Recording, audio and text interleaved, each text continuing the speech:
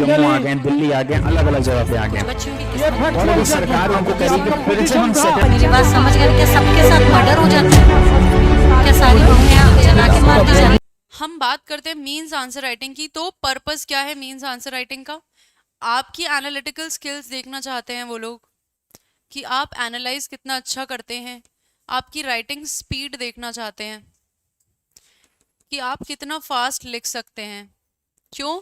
क्योंकि आज भी कई कोर्ट्स ऐसे हैं इंडिया में जहाँ पे आपको राइटर प्रोवाइड नहीं होगा, ठीक है? तो आपको खुद अपना जजमेंट लिखना पड़ेगा, आपको खुद अपना रिकॉर्ड करना पड़ेगा। वहां पर जो मूवीज में दिखाते हैं एक जज होता है और उसके नीचे 2-3 लोग बैठे होते हैं, वो 2-3 लोग हर तरह की कोर्ट में अवेलेबल नहीं होते हैं। कई सिविल जजेस को अपना पूरा काम खुद करना पड़ता है। खुद आपको रिकॉर्ड करना पड़ेगा कि विटनेस क्या बोल रहा है, आपको खुद जजमेंट लिखना पड़ेगा, ठीक है? वहीं सामने के सामने आप डिसाइड कर रहे हैं तो, ठीक है? तो ये सब चीजें देखने के लिए आपका मेंस लिया जाता है, ठीक है? अब मेंस में जब हम बात करते हैं डीजेएस की, दिल्ली जुडिशियल सर्विसेज की, और प्रोमिनेंट है दूसरा आरजेएस, ठीक है? इसके अलावा आप लोग बताइए आप कौन से स्टेट की? एक हरियाणा एचजेएस, हरियाणा जुडिशियल सर्विसेज है ये, हायर जुडिशरी मत समझ लेना इसको, ठीक है? तो ये राजस्थान डीजेएस और हरियाणा और एमपी बोल रहे हैं, एमपी भी लिख लीजिए यहाँ पे। ऑलराइट, यहाँ पर आपको हर एक पैटर्न समझना पड़ेगा हर एक पेपर का। कैसे? सबका पैटर्न अलग अलग है। डीजेएस का पैटर्न जो है वो 200 मार्क्स के पेपर्स लेते हैं, ठीक है? और डीजेएस कैसे लेता है? लैंग्वेज जनरल नॉलेज का एक पेपर लेता है, फिर सिविल लॉ 1 और सिविल लॉ 2 और फिर क्रिमिनल लॉ। और ये जो पेपर्स होते हैं इनके, ये कितने के होते हैं? 3 आवर्स के होते हैं। और इन 3 आवर्स में 10 मार्क्स के, 20 मार्क्स के और 30 मार्क्स के, पार्ट 1, पार्ट 2, पार्ट 3, 3 पार्ट्स में डिवाइडेड होता है पेपर का सेक्शन, ठीक है? ये हो गया आपका डीजेएस का फॉर्मेट, ठीक है? अब एमपी में जो है आपके यही लॉ पेपर 1, लॉ पेपर 2 और लैंग्वेज के होते हैं। यहाँ पर ट्रांसलेशन का भी बहुत बड़ा रोल होता है लैंग्वेज में, ठीक है? और आरजेएस में पेपर सिर्फ 100 मार्क का होता है, यहाँ पे 200 मार्क का नहीं होता, 100 मार्क के पेपर होते हैं। और इसमें भी सिर्फ 4 पेपर होते हैं, 1, 2 और लैंग्वेज 1, लैंग्वेज 2, ठीक है? Law paper 1, law paper 2, language 1, language 2। Alright, यहाँ जो पेपर हो रहे हैं आपके डीजेएस में, एक दिन में एक पेपर हो रहा है आपका, मान लीजिए यहाँ पे एक पेपर सुबह हो रहा है, एक पेपर शाम की शिफ्ट में हो रहा है, ये पेपर अगले दिन सुबह हो रहा है, ये पेपर अगले दिन शाम की शिफ्ट में हो रहा है। शिफ्ट में पेपर हो रहे हैं, 2 दिन में 4 पेपर कंडक्ट करते हैं, दोनों पेपर्स के बीच में 1-1.5 घंटे का ब्रेक मिलता है, दैट्स इट, राइट? ये सारी इंट्रिकेसीज हैं। हर एक एग्जाम जिसको फोकस कर रहे हो उसका अभी से देखो कि मेंस का पैटर्न क्या है, ठीक है? पास्ट ईयर पेपर उठाओ और देखो कि इंस्ट्रक्शंस में क्या लिखा है, ठीक है? इंस्ट्रक्शंस में क्या लिखा है वो देखने के बाद पेपर देखो, सिविल लॉ 1 का, सिविल लॉ 2 का, क्रिमिनल लॉ का, ठीक है? इससे आपको पैटर्न की समझ होगी। बिहार की बात कर रहे हैं, अंजलि बिहार की बात कर रही है। बिहार में डायरेक्ट क्वेश्चन ज़्यादा आते हैं। जब आप पेपर खोलेंगे तो आपको पता चलेगा कि बिहार में जो जनरल नॉलेज पे फोकस है वो थोड़ा ज़्यादा है डीजेएस के कंपैरिजन में। डीजेएस में जो जनरल नॉलेज पूछा जा रहा है वो बहुत ही बेसिक और लीगल, करंट लीगल इश्यूज के ऊपर है, ठीक है? लेकिन बिहार में कुछ भी आ सकता है, यूपी में जनरल नॉलेज में कुछ भी आ सकता है। और UP specific, Bihar specific, state specific GK पूछ रहे हैं वहाँ पे, राइट? तो ये डिफरेंसेस हैं। अब हरियाणा की बात की जाए तो सेम पैटर्न फॉलो होता है, 200 मार्क्स वाला, और यहाँ पे भी ऐसे ही 5 पेपर्स होते हैं डीजेएस की तरह। अब यहाँ पर और यहाँ पर डीजेएस, एचजेएस और एक स्टेट है आपका हिमाचल प्रदेश, इन तीनों स्टेट्स में एग्जाम ओपन बुक होता है, यानी कि bare act will be provided to you by the PSC. ये दोनों पेपर्स पीएससी कंडक्ट करवाते हैं, पब्लिक सर्विस कमीशन स्टेट के, और यहाँ पे हाई कोर्ट कंडक्ट करवाता है। तो यहाँ पे हाई कोर्ट जो है वो बेयर एक्ट आपको सप्लाई करेंगे, प्रोवाइड करेंगे। एग्जाम के बाद आपसे वो बेयर एक्ट कलेक्ट कर लिए जाएंगे। ड्यूरिंग द एग्जामिनेशन आप कभी भी वो बेयर एक्ट खोल करके रेफर कर सकते हैं। आप चाहें एज इट इज कोट करना है कहीं पे तो कोट कर सकते हैं, उसको कॉपी कर सकते हैं। आप चाहें तो कोई सेक्शन, कोई प्रोविजन भूल गए हैं, एप्लीकेशन ऑफ लॉ करना है, तो आप वो प्रोविजन पढ़ करके तुरंत रिकॉल कर सकते हैं कि कैसे होगा, राइट। और इन बैरक्स में जो तीनों स्टेट प्रोवाइड कर रहे हैं, इन तीनों स्टेट्स में बैरक्स जहां प्रोवाइड हो रहे हैं वो प्लेन सिंपल बैरक्स होते हैं, सिर्फ और सिर्फ लॉ का कंटेंट होता है, आगे कोई कमेंट्री नहीं होती है उसमें, ठीक है। सिर्फ लॉ दिया होगा, एक्सप्लेनेशन, इलस्ट्रेशन, ये सब दिया होगा, ठीक है, कोई कमेंट्स नहीं होंगे। ये बात आपके समझने वाली है। यूपी की बात कर रहे हैं हर्ष, यूपी का वैकेंसी बहुत टाइम से एंटिसिपेटेड है कि आने वाली है, आने वाली, आने वाली है, तो प्रिपेयर करके रखो। यूपी का देखो कि सिलेबस क्या क्या है, कितना वास्ट लोकल लॉ का वहां पे एक्सपेंस है, कितने लोकल लॉज यूपी और एमपी में लोकल का बहुत मेजर फोकस हो जाता है, ठीक है। On the other hand Rajasthan में सिर्फ एक लोकल एक्ट है, लेकिन बाकी माइनर एक्ट्स बहुत सारे हैं जो कहीं भी नहीं पूछे जा रहे, वो राजस्थान में माइनर पूछे जा रहे हैं।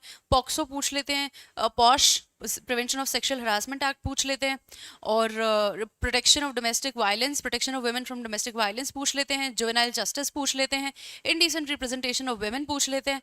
तो ये क्या है, ये स्टेट स्पेसिफिक है, कोई भी एक सिंगल पैटर्न नहीं है जो फॉलो हो सके। प्राची बच्चे झारखंड का मुझे नॉलेज नहीं है, मैं आपको वो देख करके बता पाऊंगी, ठीक है। अभी हुआ है रिसेंटली झारखंड भी, ठीक है।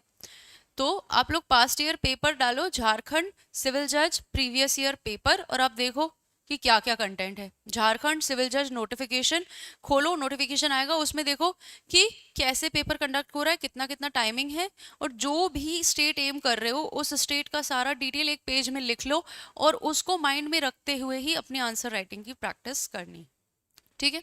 ये हुई बेसिक बात कि मेंस आंसर राइटिंग की प्रैक्टिस करने से पहले पता होना चाहिए कि कौन से स्टेट के लिए एम कर रहे हैं, ठीक है।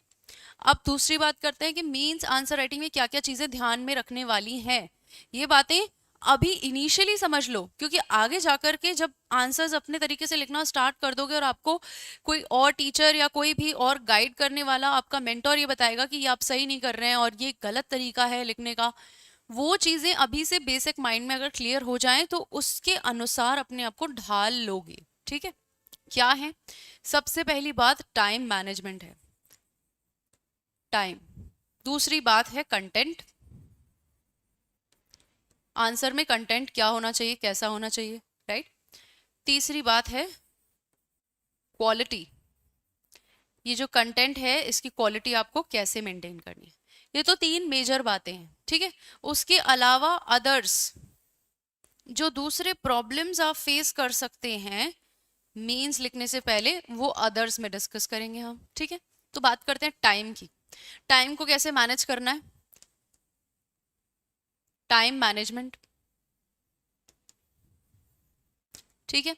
स्टेट स्पेसिफिक है, अगेन कोई भी स्ट्रेट जैकेट फॉर्मूला नहीं है इसके लिए, ये समझो बात डीजेएस के कॉन्टेक्स्ट में टाइम मैनेजमेंट की, ठीक है। डीजेएस के कॉन्टेक्स्ट में या आरजेएस के कॉन्टेक्स्ट में अगर 3 आवर्स का पेपर हो रहा है और पार्ट 1, पार्ट 2, पार्ट 3 है डीजेएस में, ये 10 मार्क के क्वेश्चन आ रहे हैं 4, ये 20 मार्क के क्वेश्चन आ रहे हैं 2, 40 प्लस ये कितने हो गए 40, 80 हो गए। अब यहाँ पे 30 मार्क्स के 4 क्वेश्चंस आते हैं, ये टोटल आपका बन जाता है 200 का, ठीक है। अब टाइम कैसे मैनेज करना है वो समझो। यहाँ पर अगर यहाँ से स्टार्ट करते हो तो ये स्टार्ट करने के बाद पार्ट 1 के ही सारे अटेम्प्ट करने पड़ेंगे, एक पार्ट को स्टार्ट करने के बाद दूसरे पे जंप नहीं कर सकते। पीछे से पेपर स्टार्ट करना है, वेल एंड गुड, पता होना चाहिए कि एक 30 मार्क वाला क्वेश्चन लिखने में कितना टाइम आपको लग रहा है। 30 मार्क वाला क्वेश्चन आधे आधे पेज का होता है, कभी कभी 20 मार्क वाला क्वेश्चन आधे आधे एक पेज का होता है। 1-1.5 पेज का अगर क्वेश्चन पढ़ रहे हो 30 मार्क्स का, तो उसके लिए भी तो टाइम लगेगा, और उसमें क्वेश्चन को पढ़ करके फैक्ट्स को अंडरलाइन भी करना होता है साथ साथ, क्योंकि कोई भी चीज अगर इंपॉर्टेंट फैक्ट है और वो मिस हो गया तो आंसर लिखते हुए फिर वापस फैक्ट की तरफ जाना पड़ेगा, बार बार क्वेश्चन पेपर खोल के अल्टेंगे पलटेंगे और टाइम निकल जाएगा, ठीक है। तो पहली चीज ये देखनी है आपको प्रैक्टिस करते हुए कि 10 मार्क का अगर लिख रहे हो तो लेट्स से इसको 1.5 साइड में कंप्लीट करो पेज के, 1.5 sides, 1 to 1.5 sides are enough. Now when I say side, page नहीं कहा है मैंने, साइड कहा है। ये एक साइड है पेज का और ये आधा साइड है, ठीक है, ये आधा साइड यहाँ तक। तो एक और आधा, 1.5 साइड बहुत है अपना कंटेंट कन्वे करने के लिए। ये डीजेएस का शॉर्ट आंसर टाइप है ना। तो ये देखो कि आपको एक पेज पूरा भरने में कितने मिनट्स लग रहे हैं। तो 10 मार्क का एक क्वेश्चन कंप्लीट करने में ऑन एन एवरेज कितना टाइम लग रहा है, ठीक है। यहाँ पे 1.5 सोच के रखोगे तो कोई क्वेश्चन 10 मार्क का ऐसा भी होगा जिसमें 1.5 से थोड़ा एक्सीड कर जाओगे, शायद पूरा 2 कर दोगे, है ना।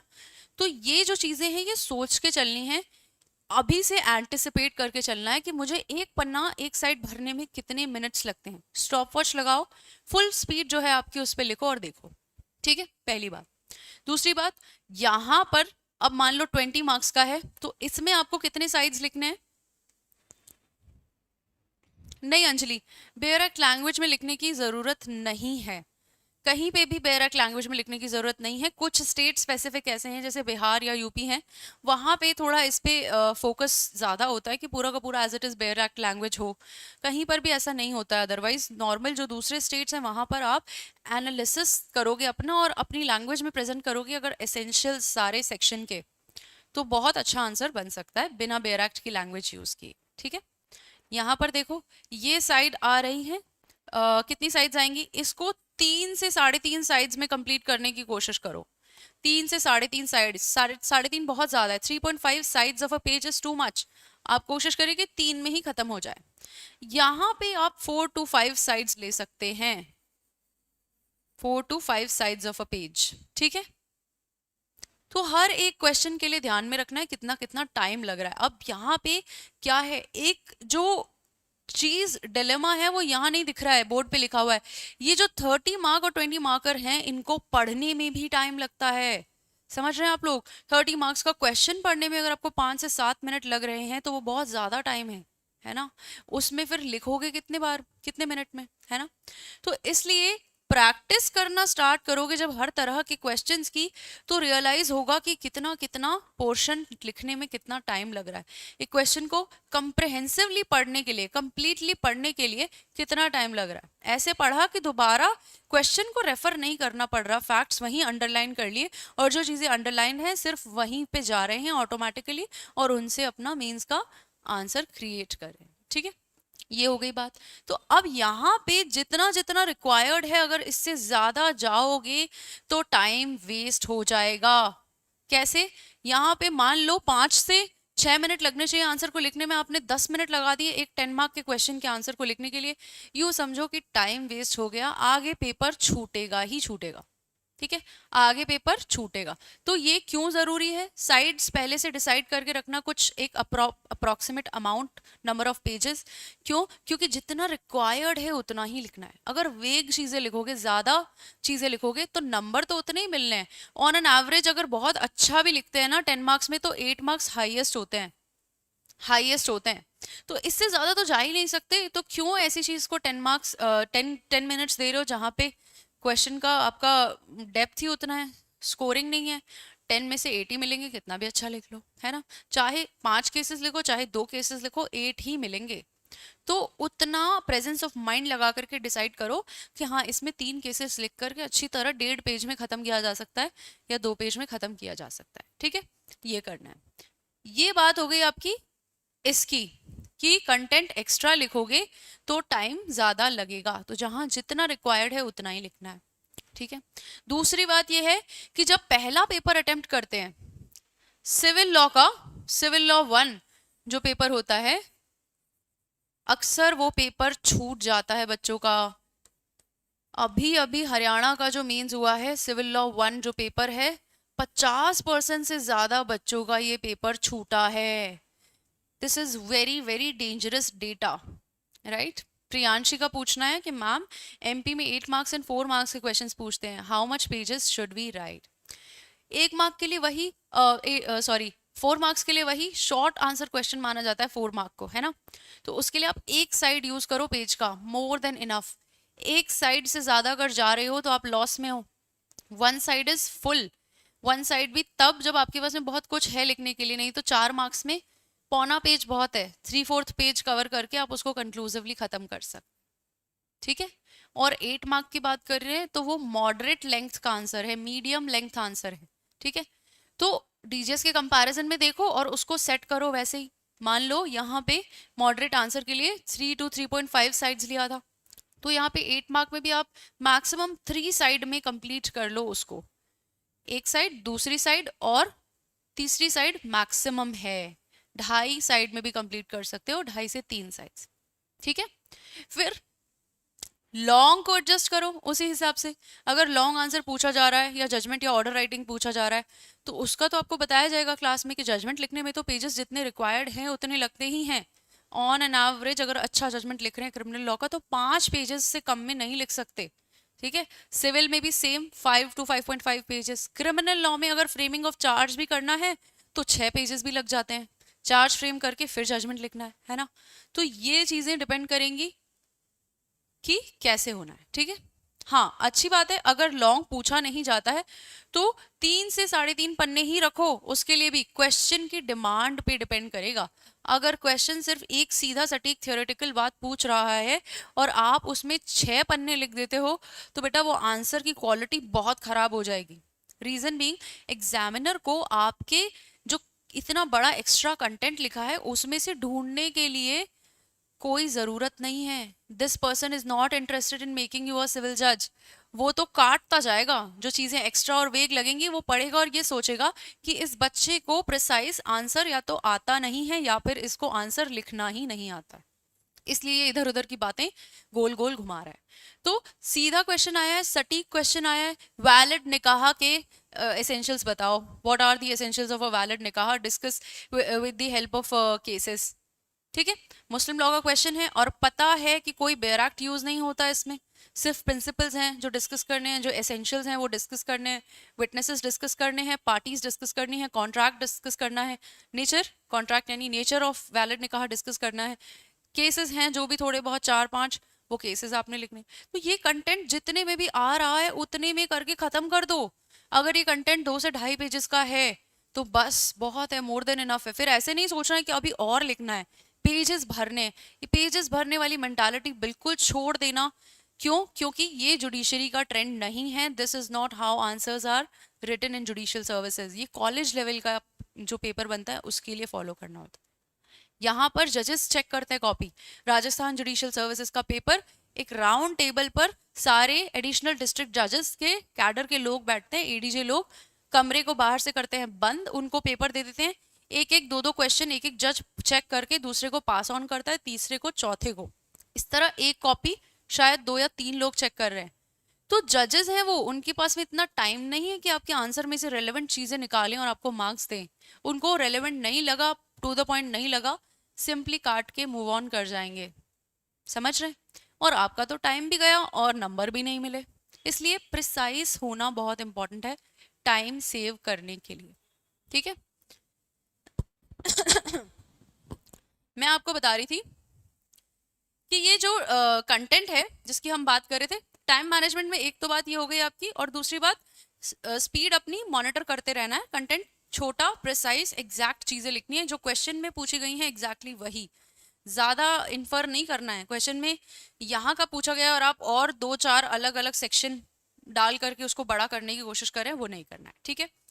और अपना कैलकुलेशन करते जाना। अब कंटेंट और क्वालिटी, इनके ऊपर बात करते हैं। कंटेंट और क्वालिटी की बात की जाए जब, तो आइडियली क्या होना चाहिए आंसर में, हम उस पर डिस्कस करते हैं, ठीक है।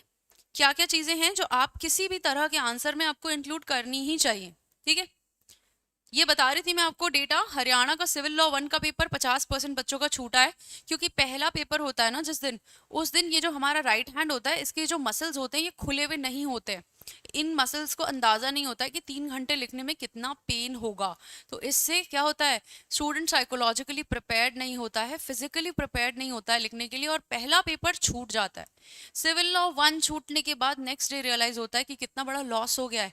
अब पेपर छूटना नहीं चाहिए, वरना जो है यहाँ पर इवैल्यूएशन की रेस से बाहर हो जाओगे। तो क्या करना है, पेपर नहीं छूटने के लिए अगले दिन बहुत स्पीड से लिखते हैं बच्चे, और ये डेटा है, अभी देख लीजिए, आप पूछ लीजिए किसी से भी जिसका पेपर 1 छूटा है, बहुत कम चांस है कि उसका पेपर 2 भी छूटा होगा। उससे अकल आ जाती है कैंडिडेट को अपने आप ही कि मुझे स्पीड अप करने की जरूरत है ना। तो ये बात हो गई। डीजेएस में भी सेम यही डेटा रहता है, 60% लोग ही हैं जो पहला पेपर कंप्लीट कर पाते हैं, बहुत कम है ना। तो हरियाणा जुडिशरी और हिमाचल प्रदेश जुडिशियल सर्विसेज का कोई भी पेपर निकाल लो पास्ट ईयर का और उसको अटेम्प्ट करके देखो, ठीक है। उस पेपर को जब अटेम्प्ट करके देखोगे तो पता चलेगा कि आप कितने पानी में हो। वो 2 पेपर्स ऐसे हैं जो लेंथीएस्ट पेपर है ऑल ओवर इंडिया में जुडिशियल सर्विसेज के। अगर हरियाणा और हिमाचल के पेपर अपने टाइम पे कंप्लीट कर लिए तो आपका कोई भी जुडिशरी का पेपर नहीं छूटेगा, मार्क माय वर्ड्स, कोई पेपर नहीं छूटेगा, ठीक है। कंटेंट और क्वालिटी की बात, कंटेंट में क्या क्या लिख सकते हो? कंटेंट में लिख सकते हो सबसे पहले प्रिंसिपल ऑफ लॉज, जो भी सब्जेक्ट्स ऐसे हैं जिनमें प्रिंसिपल्स हैं, थियरीज हैं, जैसे ट्रांसफर ऑफ प्रॉपर्टी हो गया, जैसे क्रिमिनल लॉ हो गया, राइट, कॉन्ट्रैक्ट हो गया, जिनमें थियरीज या प्रिंसिपल्स हैं, बाहर से लिए गए हैं, इंग्लिश लॉ के कॉन्सेप्ट्स बहुत ज़्यादा लिए गए हैं, वो सारी चीज़ें थियरीज या प्रिंसिपल्स लिख सकते हो आंसर में। लॉ मेंशन करना होता है, ठीक है, और केसेस, इसमें दोनों तरह के latest plus landmark cases mention करने होते हैं, ठीक है। ये हो जाने के बाद में आपको कुछ अपना एनालिसिस या कंक्लूजन देना होता है हर आंसर में, जो कि लॉन्ग आंसर, शॉर्ट में ज़रूरी नहीं है, 10 मार्क्स में या 4 मार्क्स में कोई कंक्लूजन ज़रूरी नहीं है, कोई इंट्रोडक्शन, कोई प्रिंसिपल ज़रूरी नहीं है, टू द पॉइंट लिखना है। वहाँ पे जहाँ पे 30 मार्क्स का क्वेश्चन आ रहा है वहाँ पे एनालिसिस या कंक्लूजन भी देना पड़ सकता है, ठीक है। ऑल राइट, ये जनरल चीज़ें हैं जो आप इंक्लूड कर सकते हैं, और ये वो चीज़ें हैं जो 80% कैंडिडेट्स इंक्लूड करते हैं अपने आंसर में। ठीक ठाक अच्छी क्वालिटी का आंसर लिखने के लिए इतना बहुत है, सफिशिएंट है। लेकिन अगर आप चाहते हो कि आपका आंसर बाकी सबसे हटके हो तो और क्या क्या इंक्लूड करना पड़ेगा उसमें? अपना आंसर सबसे हटके बनाने के लिए उसकी क्वालिटी इंप्रूव करनी पड़ेगी, ठीक है। तो पहले तो एकदम लेटेस्ट केसेस, जिस भी कोर्ट का आप पेपर देने के लिए जा रहे हैं मान लीजिए दिल्ली हाई कोर्ट का देने के लिए जा रहे हैं डीजेएस, तो डीजेएस के latest judgment Delhi High Court के देख करके जाएंगे। पूरे साल भर में जो भी दिल्ली हाई कोर्ट ने लेटेस्ट या लैंडमार्क दिया है, उनकी आदत है वो उसमें से क्वेश्चंस बनाते हैं। सेम गोज फॉर एमपी, वैसे उन्हें प्रैक्टिकल प्रॉब्लम्स का ज़्यादा शौक नहीं है, लेकिन अगर आता है तो हो सकता है कि एमपी हाई कोर्ट के किसी जजमेंट से इंस्पायर्ड हो वो क्वेश्चन। यहाँ पे आ जाता है आपके हाई कोर्ट के लेटेस्ट जजमेंट्स, ठीक है। अंजलि 15 और 25 मार्क्स में, यस इंट्रोडक्शन वहीं पे लिखना है जहाँ पे मीडियम टू लॉन्ग आंसर लिख रहे हैं, वहाँ पे इंट्रोडक्शन और कंक्लूजन की जरूरत होती है। शॉर्ट आंसर में टू द पॉइंट लिखना है, बात को खत्म करना है। और इंट्रोडक्शन कैसा होना चाहिए? ऐसा नहीं कि आधे पेज में इंट्रोडक्शन लिख रहे हैं, 4 लाइंस में इंट्रोडक्शन लिखना है। किस चीज़ के बारे में बात हो रही है, ये चीज़ कहाँ से इंस्पायर्ड है, कौन से सेक्शन में ये चीज़ का मेंशन है, दैट इज इट। इसका मीनिंग क्या है, ठीक है। मान लो एंटी सूट इंजंक्शन पूछ रहे हैं, एंटी सूट इंजंक्शन की डेफिनेशन 3 लाइन में लिखी और बताया कि 41 के बी पार्ट में इसके साथ में डील किया हुआ है, ठीक है। ये हो गया इंट्रोडक्शन। अब एंटी सूट इंजंक्शन पे आगे आप अपना डिस्कशन करेंगे, ठीक है। तो यहाँ पे क्वालिटी के लिए एक तो ये, दूसरा लॉ कमीशन के रिपोर्ट्स, LCR बोलते हैं जिसे, वो कर सकते हो। अगर कॉन्स्टिट्यूशन में हो, पढ़ रहे हो, लिख रहे हो आंसर, तो कॉन्स्टिट्यूंट असेंबली डिबेट्स को रेफर कर सकते हो, वहां पे कोई चीज किसी पर्टिकुलर आर्टिकल के बारे में कही गई है वो रेफर कर सकते हो। यहाँ पे जजेस या स्कॉलर्स की, जजेस या फिर जूरिस्ट्स की दी हुई डेफिनेशंस को रेफर कर सकते हो, ठीक है। आपको याद है कि कॉन्ट्रैक्ट के बारे में एंसन ने क्या कहा है, कॉन्ट्रैक्ट को एंसन ने कैसे डिफाइन किया है या सालमन ने कैसे डिफाइन किया, तो आप वो चीज लिख सकते हैं, ठीक है। जनरल चीजें नहीं है ये बहुत स्पेसिफिक चीजें हैं जो आंसर के हिसाब से डिसाइड करनी होगी। डेथ पेनल्टी पे कोई क्वेश्चन आ रहा है तो तुरंत याद आ जाना चाहिए कि हाँ कृष्णा अय्यर ने कुछ कहा था डेथ पेनल्टी के बारे में, है ना। ये चीजें हैं एक्स्ट्रा चीजें जो आपके आंसर को डिफरेंट बनाएंगी बाकी लोगों के आंसर से, लेकिन इनके लिए आपको बहुत पढ़ना पड़ेगा, बहुत रिसर्च करनी पड़ेगी, ऐसे कुछ भी नहीं लिख सकते वेग, समझ रहे हैं, ठीक है। साथ में एग्जाम्पल्स, एग्जाम्पल होता है वो जो आप अपनी इमेजिनेशन से बनाते हैं, और इलस्ट्रेशन वो होता है जो बेयर एक्ट में गिवन होता है, ठीक है। साथ में फॉरेन लॉ, फॉरेन जुरिस्डिक्शन का कुछ भी आपको एग्जाम्पल याद है, कोई लेटेस्ट केस याद है? आपको पता है कि इंग्लिश लॉ में डिफरेंट होता है कॉन्ट्रैक्ट, और कुछ प्रोविजंस ऐसे हैं जो इंडियन लॉ में डिफरेंट है, और ऐसा ही आपसे कुछ पूछा जा रहा है। Rules of communication of acceptance and proposal पूछे जा रहे हैं, और उसमें इंस्टैंटेनियस मोड्स की बात हो रही है, फोन की, फैक्स की, ईमेल की बात हो रही है। तो इंडियन रूल डिफरेंट है थोड़ा सा, और इंग्लिश रूल थोड़ा सा डिफरेंट है।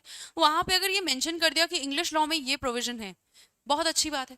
यहाँ पर डिस्कस हो रहा है कॉन्स्टिट्यूशन, और आपने बता दिया कि ये हमने इंस्पायर किया है, कहाँ से लिया है, अमेरिकन कॉन्स्टिट्यूशन से लिया है, वहाँ पे ये प्रोविजन कुछ इस तरह है और हमने ये लिया है इसका। जापानीज से लिया है, वहाँ पे ऐसा है, हमने ये लिया है इसका, है ना। ये आपने डाली है एक्स्ट्रा चीजें, इनके आपको मिलेंगे एक्स्ट्रा मार्क्स। यहाँ तक जो किया वो सबने लिखा है, सिमिलर लिखा है, ठीक है। यहाँ से जो लिख रहे हैं वो है आपके ब्राउनी पॉइंट्स, ठीक है। ये हो गई बात, जनरल बात हो गई।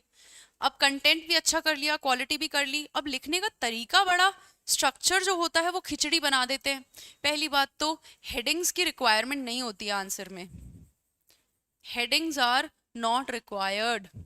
आपसे पूछा जा रहा है what is the scope of section 6 of SRA, तो आप बड़ा बड़ा हेडिंग डाल देंगे scope of section 6 of SRA. नहीं, कोई रिक्वायरमेंट ही नहीं है उसकी। आप सीधा बताइए कि सेक्शन 6 क्या है, किससे डील करता है, ठीक है। इंट्रोडक्शन दिया, एक लाइन में बताया सेक्शन 6 का नाम क्या है, सेक्शन 6 किससे डील करता है, इस पर्टिकुलर डिस्पोजेशन के इशू से डील करता है जिसके एसेंशियल एलिमेंट्स ये हैं। फिर आपने पूरे एसेंशियल एलिमेंट्स डिवाइड कर दिए सेक्शन 6 के, ठीक है। फ्लो हो रहा है आपका आंसर यहाँ तक, ठीक है। डिवाइड करने के बाद एसेंशियल्स आप यहाँ से डिस्कस करते हैं कि सेक्शन 6 में रिलीफ के लिए ये पर्टिकुलर बाउंडेशंस हैं। बाउंडेशंस क्या हैं? पहला, कस्टडी नहीं होनी चाहिए, पोजेशन होना चाहिए, सेटल्ड पोजेशन बहुत जरूरी है। दूसरा, पोजेशन कैसा भी हो, इलीगली एक्वायर किया है, डज नॉट मैटर। तीसरा, 6 महीने के अंदर अंदर सूट फाइल करना है। चौथा, गवर्नमेंट के अगेंस्ट फाइल नहीं कर सकते, ठीक है। तो ये तो 4 एसेंशियल एलिमेंट्स हो गए, और इसके बाद स्कोप भी डिस्कस कर दिया आने वाले अगले 4 पॉइंट्स में। आंसर फ्लो कर रहा है अपने आप, आपको कोई हेडिंग की जरूरत नहीं है, ठीक है।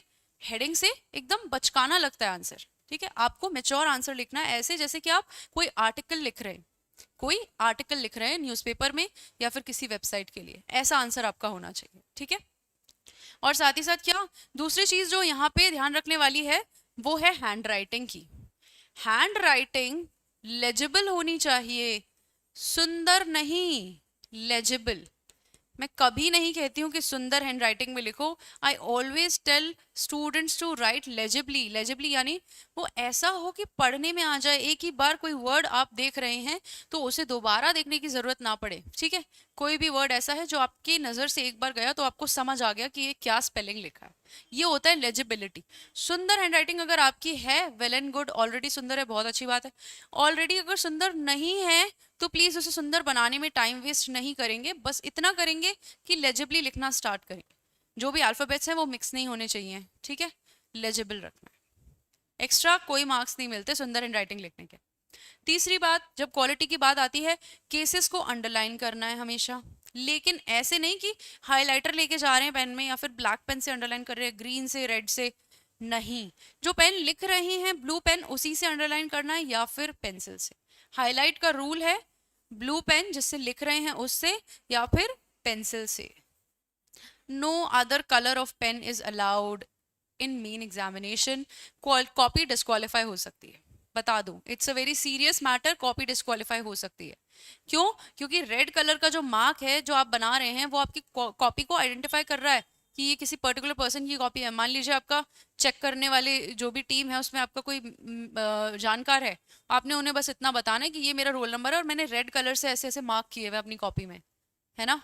तो ये चीज गलत हो जाएगी, इसलिए कॉपियां डिस्क्वालीफाई हो जाती हैं। ये ब्लू या फिर पेंसिल से ही हाईलाइटिंग करनी है और कुछ यूज नहीं करना, ठीक है। आगे देखिए और कैसे अपने आंसर को प्रेजेंटेबल, सुंदर बना सकते हैं। पैराग्राफ चेंज कर करके, चीजों को पॉइंट में लिख करके। मान लो यहाँ पे चीजें पॉइंट में लिखी, फिर एक छोटा पैराग्राफ दे दिया और फिर पॉइंट वापस शुरू कर दिए। अलग अलग चीजों के लिए एक मिक्स एंड मैच रखना है। पूरा एक लंबा सीधा सीधा आंसर जिसमें कोई अलाइनमेंट चेंज नहीं हो रहा है, बहुत ही बोरिंग लगता है पढ़ने में। एक बात कही इंट्रोडक्शन की, तुरंत पैराग्राफ चेंज करना है, अलाइनमेंट चेंज करना है। अलाइनमेंट चेंज करना आता है आप लोगों को? देखिए, मान लीजिए आपने इंट्रोडक्शन लिखा 3 लाइन का, और आपका इंट्रोडक्शन यहाँ पे ख़त्म हो जाता है। अब आपको नया जो स्टार्ट करना है वो ज़रूरी नहीं है कि आप यहीं से स्टार्ट करें पैराग्राफ, आप नया पैराग्राफ इसके इमीडिएटली नीचे से स्टार्ट कर सकते हैं और ऐसे लिखेंगे। अब मान लीजिए आपका ये पैराग्राफ यहाँ पे ख़त्म हो रहा है, यहाँ से स्टार्ट करिए वापस से, अलाइनमेंट चेंज करते रहिए अपने आंसर का, ठीक है। इससे क्या होगा, स्पेशियस लगेगा आपका आंसर, ठीक है। पॉइंट इंक्लूड कर सकते हैं, पैराग्राफ इंक्लूड कर सकते हैं। किसी आंसर को पूरा शॉर्ट आंसर है तो पैराग्राफ में ही लिख दीजिए, पॉइंट की ज़रूरत ही नहीं है। और कहीं पे पॉइंट की ज़रूरत लग रही है, अपनी बात को कम वर्ड्स में बेटर कन्वे करने के लिए पॉइंट्स यूज़ किए जाते हैं, ठीक है, तो वहाँ पे पॉइंट्स भी लिख सकते हैं। ऐसा कोई हार्ड एंड फास्ट रूल नहीं है कहीं पे भी कि पॉइंटर ही लिखना है या फिर पैराग्राफ में ही लिखना है, या पैराग्राफ में लिख ही नहीं सकते, ठीक है। ये सब कुछ आपकी प्रैक्टिस और आपकी स्ट्रैटेजी पे डिपेंड करेगा। जैसे ही लिखना स्टार्ट कर दोगे वैसे ही पता चलती जाएंगी चीज़ें किस तरह ऑपरेट हो रही हैं, ठीक है। जब लिखोगे, अपना आंसर खुद का लिखा हुआ पढ़ोगे तो आपको खुद पता चलेगा कि ये चीज़ ठीक नहीं है, वर्क नहीं कर रही है, देखने में पढ़ने में सुंदर नहीं लग रही है, फ्लो क्रिएट नहीं हो रहा है, स्ट्रक्चर क्रिएट नहीं हो पा रहा है, ठीक है। ये बात होगी। ये तो बात हुई आपके क्वालिटी की, कि क्वालिटी आंसर कैसे प्रोड्यूस करना है। अब आती दूसरी बातें, अदर्स वाला जो डिस्कशन है वो आता है। बहुत सारी प्रॉब्लम्स फेस करनी पड़ती हैं मेंस को लिखने में, और ये प्रॉब्लम्स आपको कोई नहीं बताएगा। ये प्रॉब्लम्स आप यहाँ आके इंस्टीट्यूट में बैठ करके भी अगर मॉक दे रहे हैं, या अपने घर में रूम बंद करके पूरा माहौल क्रिएट करके पिन ड्रॉप साइलेंस में भी मॉक दे रहे हैं, तो भी ये बातें आपको कोई नहीं बता पाएगा। क्यों?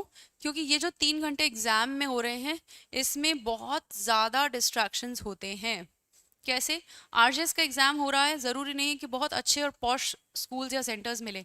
कहीं कहीं पे गवर्नमेंट कॉलेजेस या गवर्नमेंट स्कूल्स सेंटर में आते हैं, वहाँ पे पंखा भी धीरे चल रहा होता है बहुत, और राजस्थान की गर्मी में आपकी वैसे भी हालत ख़राब हो जाएगी।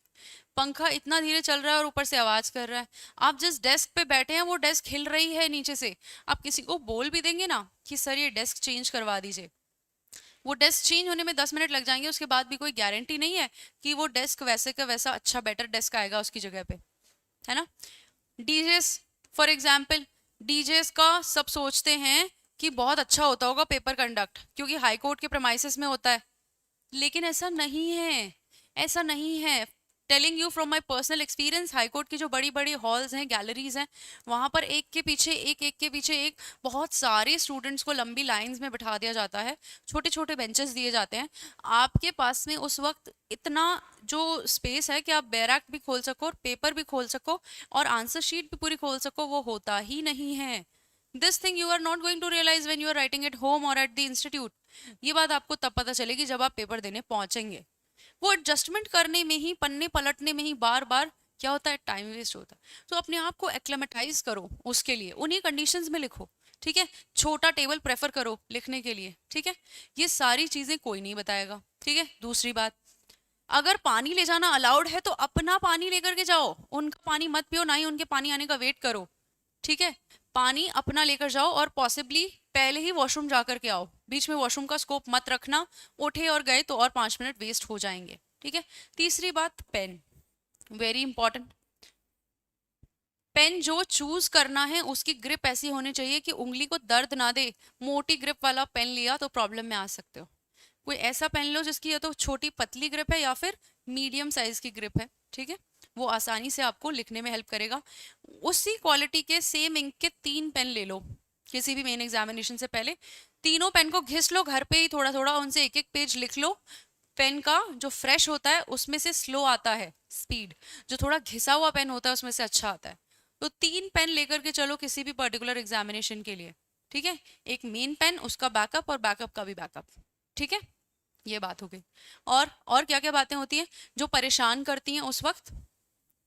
नहीं पता होती है बहुत सारी चीज़ें, ऐसा लगता है कि एग्ज़ाम ही तो देना है, कॉलेज में भी देते हैं, यूनिवर्सिटी में भी देते हैं, इतना इजी नहीं होता है, माहौल ही डिफरेंट होता है, ठीक है। ये सारी हमने की हैं जनरल बातें। अनफॉर्चुनेटली आज के लिए हमारा टाइम अप हो गया है। हमारे पास में कुछ क्वेश्चंस भी थे एसआरए के डिस्कस करने के लिए, वो नेक्स्ट टाइम जब भी आपकी मेंस आंसर राइटिंग की क्लास होगी तो मैं आपको क्वेश्चन बताऊंगी।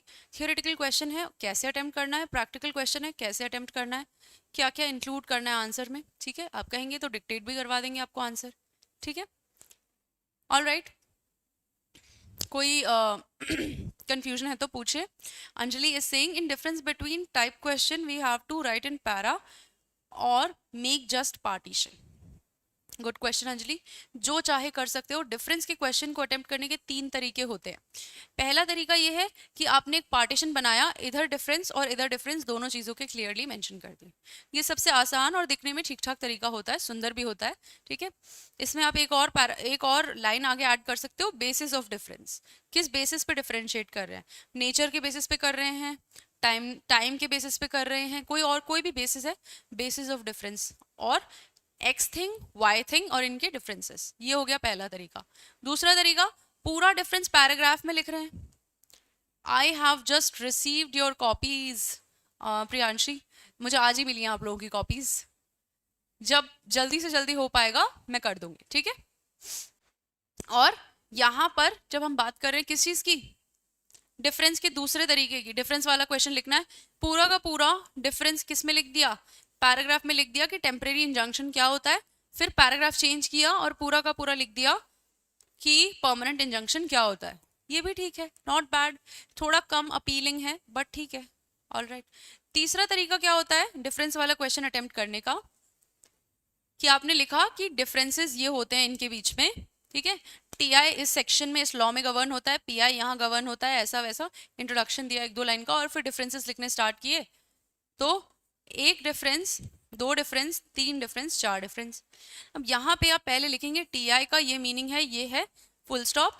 वेयर एज पीआई का ये मीनिंग है और ये डिफरेंस है. तो टीआई और पीआई दोनों फर्स्ट पॉइंट में कवर हो रहे हैं, इनका डिफरेंस यहीं लिख दिया आपने. दूसरे पॉइंट में आप मान लीजिए ड्यूरेशन की बात करें, ये टेम्परेरीली होता है, कोर्ट के फर्दर ऑर्डर तक होता है.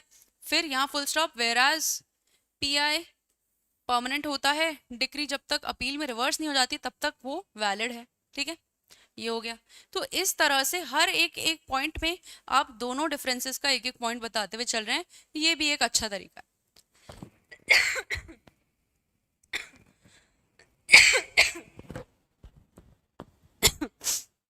Due to some issues with my health, I'm sorry, I'm not able to take extra time in this class. Otherwise, और इसको एक्सटेंड करते. मुझे भी बहुत अच्छा लगता है आप लोगों को मीन्स आंसर राइटिंग बताना. ये प्रैक्टिकल एस्पेक्ट है, जो पढ़ रहे हैं क्लास में उसको एप्लीकेशन कैसे करनी है उसकी, है ना. Alright. Is it clear Anjali, everyone? ये जनरल बातें आज हो गई हैं. अब ये जनरल बातें रिपीट नहीं होंगी. एग्जाम देने से पहले ये सारी जनरल बातें ध्यान में रख के. ठीक है.